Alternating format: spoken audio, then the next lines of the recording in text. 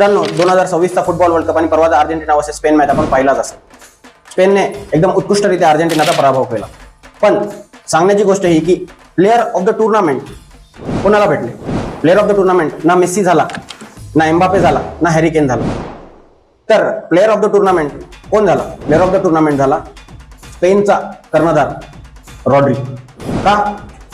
त्याने सर्वाधिक गोल नाही केले, ऍक्च्युअली त्याने 0 गोल केले. बरं, तुम्ही म्हणताल गोल असिस्ट केले असतील, गोल असिस्ट सुद्धा त्याने 0 केले.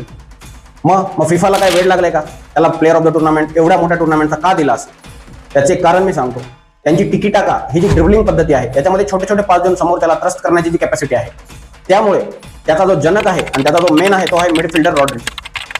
इथेच त्याचा रोल संपत नाही, तर त्याची अॅक्युरेसी तुम्हाला सांगतो. त्याने यावेळेस 1800 वेळेस पास केले या टोटल टुर्नामेंटच्या 8 मॅचेसमध्ये, आणि त्या 1800 पैकी 94% म्हणजे 94% पास हे अचूक होते. अचूक म्हणजे काय? की त्याला जिथे ते पास द्यायचे होते ते त्याच प्लेअरकडे त्याच सायंटिफिक अँगलनी ते पास जात असायचे. त्यानंतर त्याचा सर्वात मोठे कंट्रीब्युशन स्पेनने या वर्ल्ड कपला विचार करा तुम्ही, फक्त 1 गोल खाल्ला.